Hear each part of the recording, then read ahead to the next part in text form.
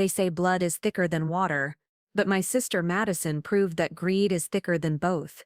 When she drugged me at my own engagement party to steal my billionaire fiancé, she thought she'd won everything. What she didn't know was that I'd been planning my revenge for months, and by the time I was done with both of them, they'd wish they'd never crossed Sophia Chen.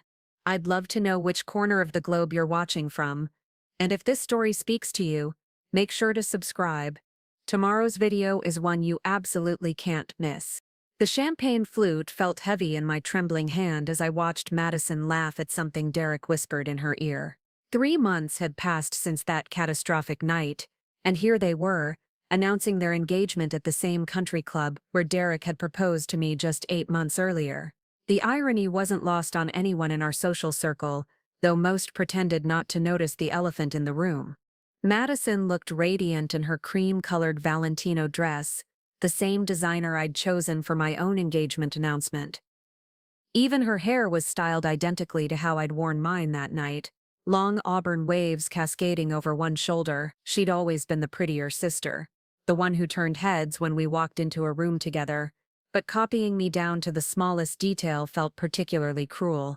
Derek Martinez, CEO of Martinez Holdings and heir to a real estate empire worth $3 billion, stood beside her with that same confident smile that had once made my heart race. His dark hair was perfectly styled, his custom Tom Ford suit impeccable as always. He looked every inch the successful businessman who'd graced the covers of Forbes and Fortune.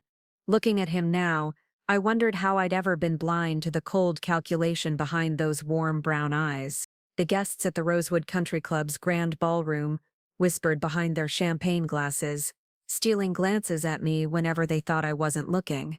Some faces showed pity, others barely concealed curiosity about how I was handling my sister stealing my fiancé. None of them knew the truth about what really happened that night, 3 months ago.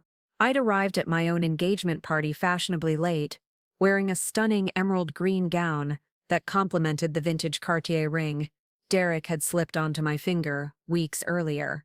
The ballroom had been decorated with white roses and fairy lights, exactly as I'd envisioned. Madison had been there early, playing the perfect supportive sister, helping coordinate with the staff and greeting guests as they arrived. She'd handed me a glass of my favorite champagne the moment I walked in, that same bright smile she'd worn since childhood lighting up her face. "For the beautiful bride-to-be," she'd said, clinking her glass against mine. "I'm so happy for you, Soph. You deserve all of this." I should have known something was wrong when she insisted on getting me drink after drink throughout the evening, always appearing at my elbow the moment my glass was empty. Madison had never been particularly attentive to anyone but herself, but I'd attributed her unusual care to genuine sisterly love. How naive I'd been. The drug had worked slowly, subtly. At first, I'd felt wonderfully relaxed, more confident than usual as I mingled with Derek's business associates and our family friends. The room seemed brighter, conversations more interesting, laughter coming easier. I'd attributed it to happiness, to the joy of finally having everything I'd ever wanted within reach. But as the evening progressed, the world began to tilt slightly. Faces became blurry around the edges. Voices seemed to come from underwater. I'd found myself gripping Derek's arm for support, apologizing for drinking too much, laughing off my clumsiness when I nearly knocked over a floral arrangement. "Maybe you should get some air," Derek had suggested, his voice tinged with concern that I now recognized as performance. "Madison, can you help Sophia to the garden? I'll handle things here." Madison had been so caring, so worried about her big sister. She'd guided me to the club's rose garden, settling me on a marble bench surrounded by blooming hedges. The cool night air had felt wonderful against my flushed skin, and I'd closed my eyes for just a moment, grateful for her thoughtfulness. "Just rest here for a bit," Madison had whispered, stroking my hair the way our mother used to when we were children. "I'll take care of everything." I should have realized then that everything included Derek. When I'd finally stumbled back into the ballroom an hour later, fighting through the fog in my brain, I'd found them together in the corner where Derek and I had shared our first dance just weeks before. Madison's arms were wrapped around his neck, her lips pressed against his, And he was kissing her back with a passion I'd rarely seen him show toward me. The sight had sobered me instantly, cutting through whatever Madison had slipped into my drinks.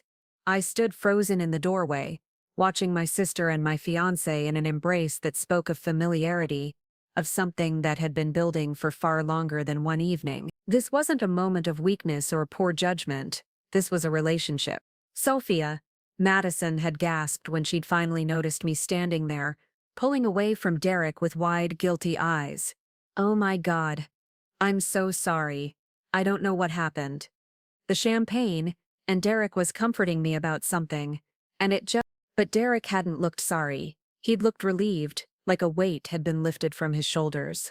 Sophia, we need to talk, he'd said, straightening his tie with steady hands. This changes things. The rest of that night remained a blur of raised voices, tears, and accusations. Derek had tried to paint it as a sudden realization of true love, claiming he'd never intended for it to happen but couldn't deny his feelings for Madison any longer. Madison had played the role of the guilt-stricken sister perfectly, sobbing about how she'd tried to fight her attraction to him but couldn't help herself. Neither of them had mentioned the drugs. Neither of them had acknowledged that I'd been barely conscious when they decided to betray me. They'd let me believe I'd simply drunk too much, that my confusion and disorientation were the result of too much champagne and emotional shock, but I knew something wasn't right. The next morning, despite the crushing hangover and emotional devastation, I'd gone to my doctor.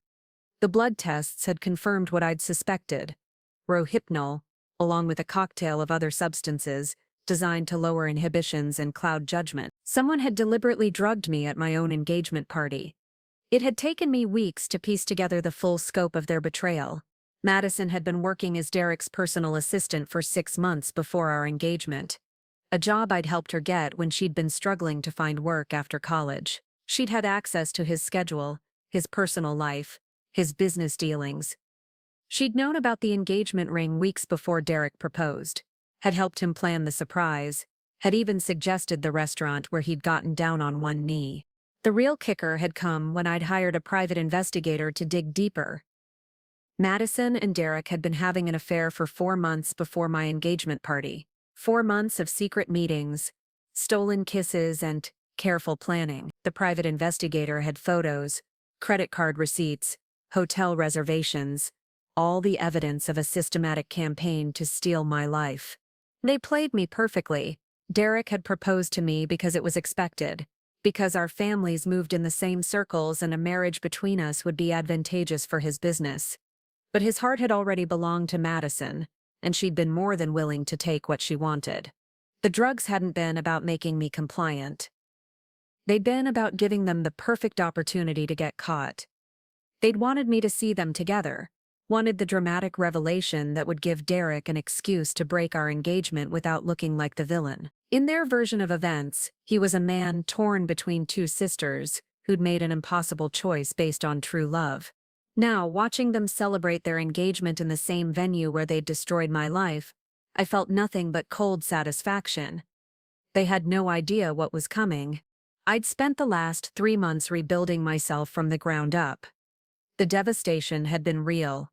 Losing Derek had meant losing not just a fiancé, but an entire future I'd mapped out in my mind. The humiliation had been crushing, becoming the subject of gossip and speculation throughout our social circle. But pain had been an excellent teacher, and I'd learned valuable lessons about trust, about family, and about the true nature of the people closest to me. More importantly, I'd learned exactly how to destroy them both. Madison approached me near the end of the evening, her face glowing with champagne and victory. She'd always been beautiful, but success suited her. The weight she'd carried from years of living in my shadow seemed to have melted away, replaced by the confidence that came from taking everything she'd ever wanted. "Sophia," she said, reaching for my hands with apparent warmth. "I'm so glad you came tonight. I wasn't sure you would." "I wouldn't miss it for the world," I replied, squeezing her fingers gently. "You look absolutely radiant, Madison. Derek is a lucky man." Her smile faltered slightly, uncertainty flickering in her green eyes. She'd expected anger, tears, or bitter accusations. My gracious acceptance clearly wasn't part of the script she'd prepared. Are you okay? She asked, studying my face for signs of the breakdown she'd probably hoped to witness. I know this must be difficult for you. Actually, I've never been better, I said, and meant it. Seeing you two together, so happy and in love, it really puts things in perspective. Maybe everything worked out exactly as it was supposed to. Madison blinked, thrown off balance by my serene response. That's very mature of you, Soph. I'm proud of you for handling this so well. Oh, Madison, I said, my smile never wavering. You have no idea how well I'm handling things. Derek joined us then, sliding his arm around Madison's waist with possessive pride. He looked at me with something that might have been sympathy, if I didn't know better. Sophia, thank you for being here tonight, he said, his voice carefully modulated to project sincerity. I know this situation hasn't been easy for any of us, but I hope we can move forward as friends. Family, even, once Madison and I are married. Of course, I agreed readily. After all, what's family for if not supporting each other through life's big moments? They exchanged a quick glance, clearly puzzled by my enthusiasm. In their minds, I should have been seething with jealousy, plotting revenge, or at minimum drowning my sorrows in wine and self-pity. Instead, I was the picture of gracious defeat, offering congratulations and best wishes like a proper lady. A lot of love and effort went into bringing this story to life. If you're enjoying it, we'd be so grateful if you'd subscribe to our channel. Now, back to where we left off. We were thinking of having the wedding in the spring, Madison said, testing the waters. Nothing too elaborate, just family and close friends. We'd love for you to be there.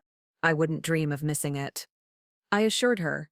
In fact, I insist on helping with the planning. Consider it my gift to both of you. The confusion in their eyes was delicious. They'd expected my absence to be one of the prices of their betrayal, a small sacrifice they'd have to make for their happiness. Instead, I was offering to be an active participant in their fairy tale ending. What they didn't know was that I'd already been planning their wedding for months, just not the kind of celebration they had in mind. The wedding preparations consumed the next 6 months of my life, though not in the way Madison and Derek expected. While they basked in their stolen happiness, planning honeymoon destinations and selecting china patterns, I orchestrated something far more intricate than any ceremony could ever be. My first move had been subtle, almost invisible. During one of our wedding planning sessions at Madison's new penthouse apartment, Derek's wedding gift to her, I'd offered to handle the financial arrangements. Let me take care of the vendors, I'd insisted with sisterly generosity. It's the least I can do, and honestly, it gives me something positive to focus on. Madison had been so touched by my apparent selflessness that she'd actually teared up. You're incredible, Sophia. I don't deserve a sister like you. She was right about that last part. I'd started with Derek's business empire, using my connections from our previous relationship to gather intelligence. During our engagement, he'd shared details about Martina's holdings that he probably shouldn't have. Confidential information about deals, partnerships, and financial strategies that he'd whispered to me over pillow talk. Derek had always been proud of his business acumen, eager to impress me with his wheeling and dealing. What he hadn't known was that I'd been quietly documenting everything, initially out of genuine interest in his work. Those notes, stored in a secure digital vault, became the foundation of my revenge. Martina's holdings had several vulnerable pressure points, but the most promising was their partnership with Blackstone Development Group. Derek had been negotiating a massive commercial real estate deal worth $800 million, set to break ground the month after his wedding to Madison. The project hinged on environmental clearances that Derek had obtained through some creative interpretations of zoning laws. I'd spent weeks researching environmental law, hiring consultants under shell companies I'd established, and building a comprehensive case that would make any regulatory body take notice. The beauty was that Derek had actually violated several environmental statutes. I was simply ensuring the right people became aware of it, at the most inconvenient possible moment. Meanwhile, Madison had been settling into her new role as Derek's fiancé, with remarkable ease. She'd quit her job as his assistant, naturally, and was now dedicated full-time to planning their wedding and future. She'd joined the boards of 2 charitable organizations, started taking tennis lessons at the country club, and was already talking about children. Watching her transform into the perfect society wife would have been amusing if it weren't so calculated. Madison had studied my life for years, learning how to navigate the world I'd been born into. And now she was executing that knowledge flawlessly. She wore the right clothes, attended the right events, and said all the right things to Derek's business associates and their wives. But Madison had one weakness that would prove fatal: her absolute need to be the center of attention. I exploited this during the engagement party season that followed their announcement. Every social event became an opportunity to set another piece of my plan in motion. At the Hartwell Foundation Gala, I made sure to introduce Madison to Victoria Chen, no relation despite the shared surname, who ran the city's most prestigious wedding planning company. "Madison, you simply must meet Victoria," I'd gushed, drawing them together at the charity auction. She planned the Rodriguez wedding last spring, the one that was featured in Town and Country. "If anyone can make your special day absolutely perfect, it's Victoria." Madison had been instantly enchanted by Victoria's portfolio and reputation. Within a week, she'd hired Victoria Chen Weddings to coordinate every aspect of their ceremony and reception. What Madison didn't know was that Victoria owed me several substantial favors, dating back to when I'd helped her daughter get into an exclusive private school, despite some academic challenges. Victoria became my eyes and ears inside Madison and Derek's wedding planning, feeding me information about their guest list, their timeline, and most importantly, their expectations for the day. She also helped me plant several carefully chosen vendors in their vendor lineup: the photographer who specialized in capturing unflattering angles, the florist who had a reputation for dramatic arrangements that would photograph beautifully but wilt quickly, and the caterer whose staff included someone very motivated to help me. While I orchestrated their wedding disaster, I also began dismantling Derek's business empire piece by careful piece. The environmental violations were just the beginning. I discovered that Martinez Holdings had been engaging in some creative accounting practices, shifting assets through subsidiary companies to minimize tax obligations.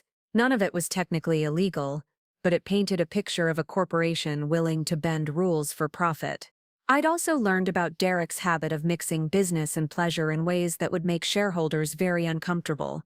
His affair with Madison had been conducted partly on company time and company resources, but it wasn't his only indiscretion. Derek had a pattern of inappropriate relationships with female employees, using his position and wealth to pressure women into compromising situations.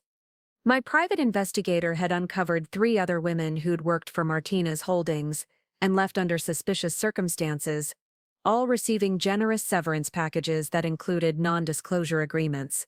Derek had been buying silence for years, creating a trail of hush money and legal settlements that would be devastating if it ever became public. The beauty of my revenge was its timing. Everything would come together on their wedding day, when they were most vulnerable and least prepared to handle multiple crises simultaneously. 2 weeks before the wedding, I received a call from my lawyer, Thomas Blackwood, who'd been quietly working on several fronts of my plan. "The environmental complaint has been filed with the State Regulatory Board," he reported during our confidential meeting at his downtown office. "They'll be conducting surprise inspections of all Martinez Holdings properties starting next Monday. Given the scope of the violations, this could result in massive fines and criminal charges." "What about the other matters?" I asked, reviewing the thick folder of documents he'd prepared. "The SEC investigation into their accounting practices will be announced Thursday. I have it on good authority that they'll be freezing assets pending a full audit. And the employment law violations." He smiled grimly. "Let's just say that several former female employees have found the courage to speak publicly about their experiences with Derek Martinez." The wedding was scheduled for Saturday. By the time Derek and Madison exchanged vows, his business empire would be under investigation by 3 separate government agencies. His personal reputation would be in ruins, and his liquid assets would be frozen by federal order. But that was only half of my revenge. Madison's downfall required a more personal touch, something that would strike at the heart of her vanity and social ambitions. I'd been carefully documenting her behavior over the past months, building a comprehensive record of her lies, manipulations, and betrayals that extended far beyond stealing my fiancé. Madison had been living a double life for years, presenting herself as the devoted younger sister, while systematically undermining me behind the scenes. She'd sabotaged job interviews, spread rumors about my supposed instability, and even interfered with other relationships I'd had before Derek. The private investigator had traced a pattern of deliberate sabotage going back to high school, when Madison had convinced my boyfriend that I was cheating on him with fabricated evidence. She'd also been embezzling money from our elderly grandmother's estate, using her position as trustee to funnel funds into her own accounts. Grandmother Chen had been showing early signs of dementia, making her vulnerable to Madison's manipulations. Over 2 years, Madison had stolen nearly $400,000, using the money to fund her lifestyle and build the nest egg she'd used to attract Derek's attention. But Madison's greatest vulnerability was her desperation to maintain her newfound social status.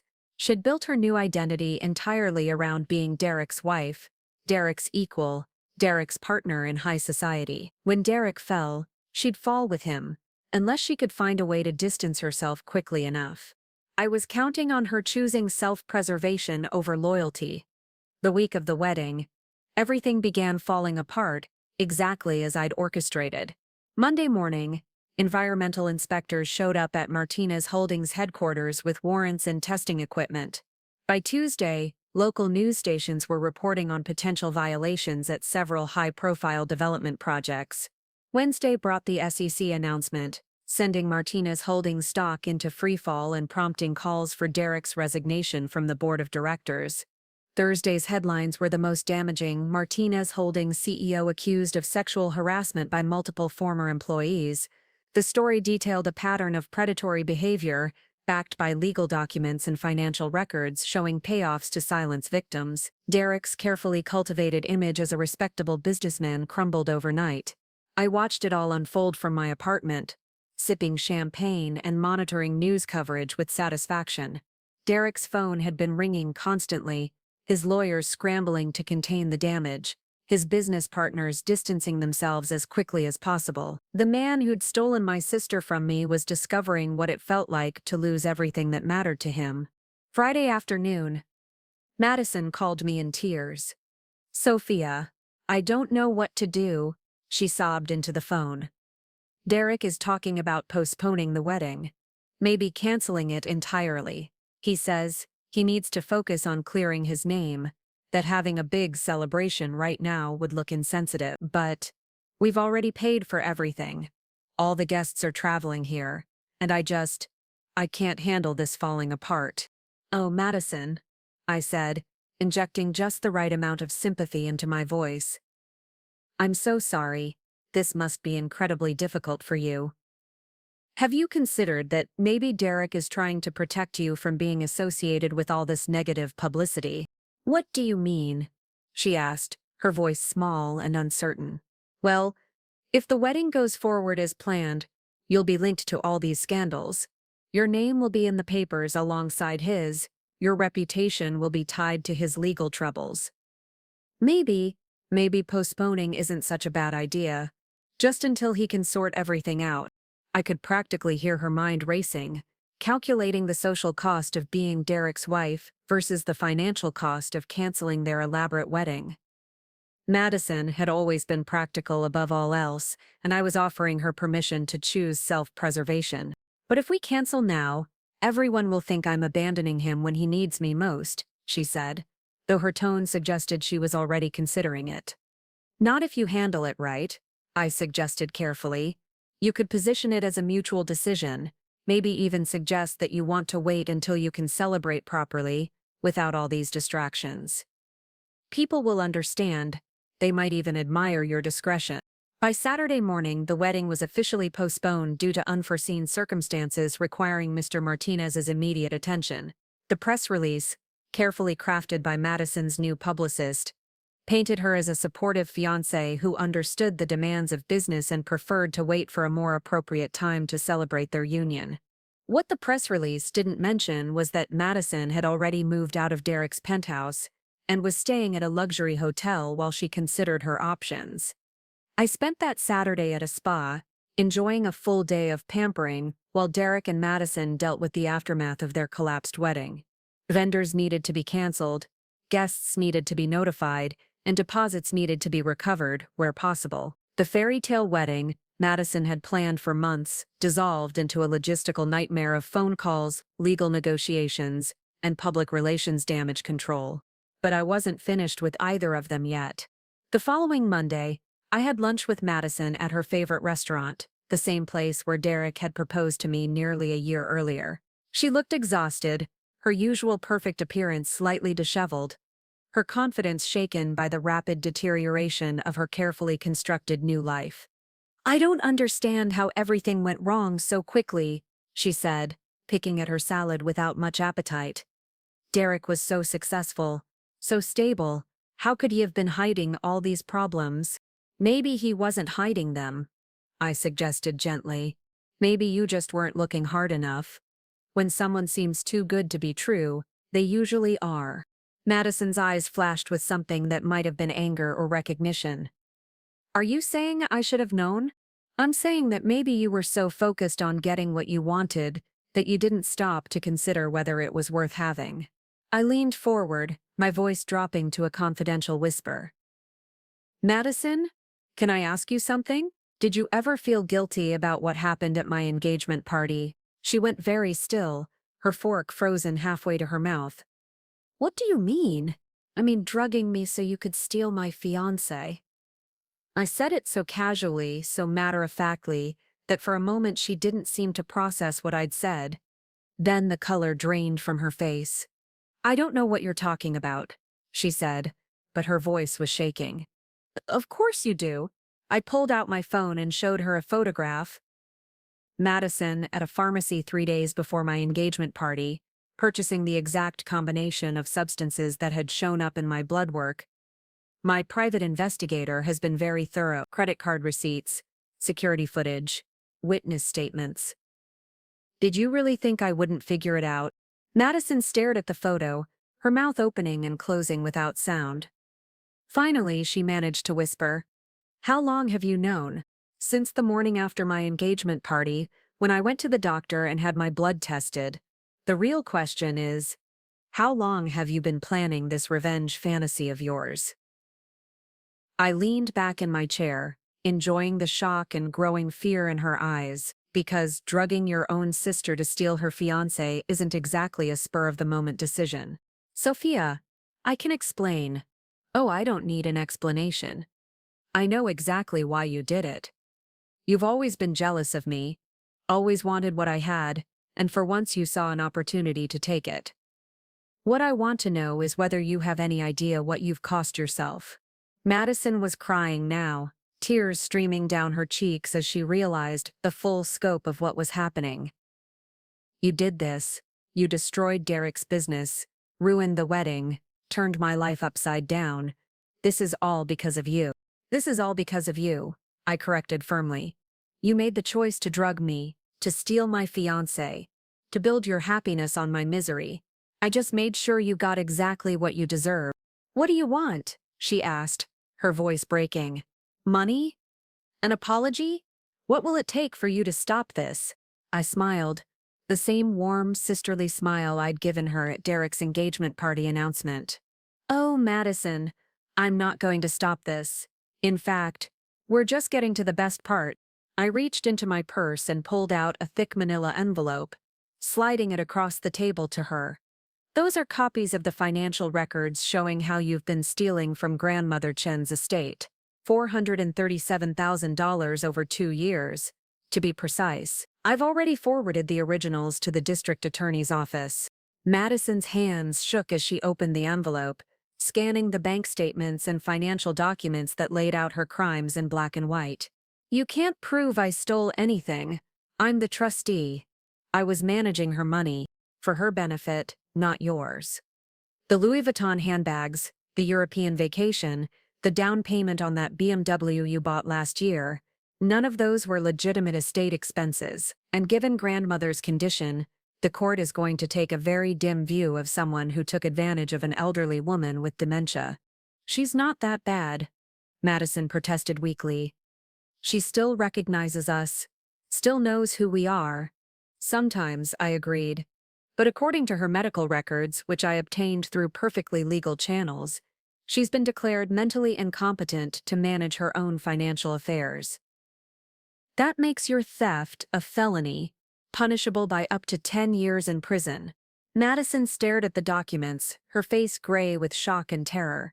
The confident, beautiful woman who'd stolen my fiancé had been replaced by someone who looked fragile and desperate. There's more, I continued, pulling out my phone again. Derek's legal troubles aren't going away. The environmental violations alone will cost him hundreds of millions in fines and cleanup costs. The SEC investigation will likely result in criminal charges for securities fraud and the sexual harassment lawsuits. I shook my head sadly. Well, let's just say his insurance policies won't cover intentional misconduct. What does that have to do with me? Madison asked, though I could see she already knew the answer. Everything. You were his assistant when most of these violations occurred. You signed documents, processed payments, scheduled meetings where illegal activities were discussed. The prosecution is going to argue that you were complicit in everything, that you used your intimate knowledge of his business practices to help him cover up his crimes. Madison's breathing was becoming rapid and shallow, panic setting in as she realized the full scope of the trap I'd constructed around her. But I didn't know about any of that. I was just doing my job. Were you? Because I have copies of emails you sent, phone records showing calls you made, financial documents with your signature authorizing payments to silence Derek's victims. You might have been sleeping with him, but you were also helping him commit crimes. I leaned forward, my voice dropping to barely above a whisper. The beautiful thing about justice, Madison, is that it doesn't care about your motivations. It doesn't matter that you stole Derek from me out of jealousy, or that you helped him cover up his crimes out of love. All that matters is what you did, and what you did was break the law. Madison was sobbing openly now, drawing stares from other diners in the restaurant. Her perfect makeup was ruined, her composure completely shattered. This was the sister who'd drugged me to steal my fiancé, reduced to tears in a public restaurant, as her world collapsed around her. Please, she whispered. I'm sorry. I know what we did was wrong, but please don't destroy my entire life over it. I'll do anything to make it right. Anything? I asked, raising an eyebrow. She nodded frantically. Yes, anything. I'll confess, I'll testify against Derek, I'll pay back the money I took from grandmother. Just please don't let me go to prison. I pretended to consider her offer, tapping my manicured nails against the table as if weighing my options. In reality, I'd already decided exactly how this would end, but Madison needed to believe she had some control over her fate. There might be a way, I said finally, but it would require you to give up everything. Derek, the lifestyle you've built, the social status you've worked so hard to achieve, you'd have to disappear completely. Start over somewhere else with a new identity. What do you mean? I pulled out one final document from my purse, a confession letter I'd prepared weeks earlier, detailing every crime Madison had committed and every lie she'd told. All it needed was her signature. You sign this confession, accepting full responsibility for your theft from grandmother's estate and your role in helping Derek commit fraud. You agree to testify against him in exchange for immunity from prosecution on the federal charges. And then you disappear. Leave the city, change your name, and never contact any of us again. Madison stared at the document, reading through the carefully crafted confession that would destroy Derek while saving her from prison. It was a choice between loyalty and self-preservation, between the life she'd stolen and the freedom to build a new one. If I sign this, Derek goes to prison, she asked. Derek was going to prison anyway, I replied honestly. The evidence against him is overwhelming. This just ensures that you don't go down with him. She picked up the pen with trembling fingers, hesitating for a long moment before signing her name at the bottom of the confession. As soon as the ink dried, I took the document and slipped it back into my purse, There's a car waiting outside, I told her, standing up from the table. It will take you to a private airfield where a plane is waiting to fly you to a city I won't name. You have 24 hours to collect whatever personal belongings you can carry in one suitcase. After that, Madison Chen ceases to exist. She looked up at me with red-rimmed eyes, mascara streaking down her cheeks. I really am sorry, Sophia. I know that doesn't change anything, but I need you to know that I regret what we did to you. No, you don't, I said calmly. You regret getting caught. You regret that your actions had consequences. But you don't regret drugging me or stealing Derek, because in your mind, you deserve to have what I had. That's why you're here, signing a confession instead of rotting in a jail cell, because even now, you're choosing what's best for you over what's right. I gathered my purse and stood to leave, then paused for one final observation. Derek will probably try to contact you once he realizes you've disappeared. He'll want to know where you've gone, whether you'll stand by him through his legal troubles. When he does, I want you to remember this moment. Remember that the sister you betrayed was the only person who cared enough to give you a way out. Madison was still sitting at that table, crying into her untouched salad, when I walked out of the restaurant for the last time. Derek's trial began 6 months later. The confession Madison had signed provided prosecutors with the evidence they needed to secure convictions on multiple counts of fraud, environmental violations, and sexual harassment. Without her testimony and the documents she'd provided, his legal team's strategy of denying everything crumbled completely. He was sentenced to 15 years in federal prison and ordered to pay restitution totaling over $2 billion, money he no longer had, since his assets had been seized and his company had declared bankruptcy. The man who'd once graced magazine covers as one of the city's most eligible bachelors was now wearing an orange jumpsuit and sharing a cell with someone who'd embezzled pension funds. I attended every day of his trial, sitting in the back row of the courtroom where he could see me but couldn't speak to me. Every time he looked in my direction, I smiled that same warm, supportive smile I'd given him at Madison's engagement party. The smile that said I was exactly where I wanted to be, watching exactly what I wanted to watch. Madison had vanished completely. As promised, the woman who'd existed for 26 years simply disappeared, leaving behind only debt, legal troubles, and the memory of her betrayal. I'd had her followed for the first few months, just to ensure she was keeping her end of our bargain, but eventually even my private investigator lost track of her. She'd become a ghost, which was exactly what she deserved. As for me, I rebuilt my life on my own terms, without the complications of a fiancé or a sister who might betray me. I started my own business using some of the connections I'd made during my revenge planning to launch a consulting firm that specialized in helping companies navigate regulatory compliance issues. The irony wasn't lost on me. I was now making money by helping businesses avoid the kind of problems I'd used to destroy Derek. I also established a foundation in Grandmother Chen's name, using the money Madison had stolen, plus interest and penalties I'd collected through civil litigation, to help elderly victims of financial abuse. Grandmother never knew about Madison's theft. Her dementia had progressed to the point where she didn't remember having a younger granddaughter at all, but she was comfortable and well cared for in the best facility money could buy, surrounded by staff who genuinely cared about her well-being. The society pages occasionally ran updates about Derek's imprisonment or speculation about Madison's disappearance, but the stories became less frequent as new scandals replaced old ones. Eventually, people forgot about the Martinez Holdings collapse and the missing Chen sister, moving on to fresh gossip and newer tragedies. But I never forgot. Every morning when I woke up in my penthouse apartment, every evening when I came home from building my successful business, every time I looked at Grandmother Chen's smiling face in the photographs on my mantle, I remembered exactly what my sister and my ex-fiancé had tried to take from me. They'd thought they could drug me, steal my life, and live happily ever after on the foundation of their betrayal. Instead, they'd taught me that sometimes the sweetest revenge is simply giving people exactly what they deserve, and then watching them choke on it.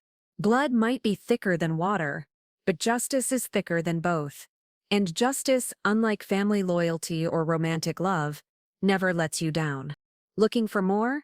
We've got two amazing stories ready for you right on screen. If this one touched you, these are absolutely worth your time. Click to watch them now.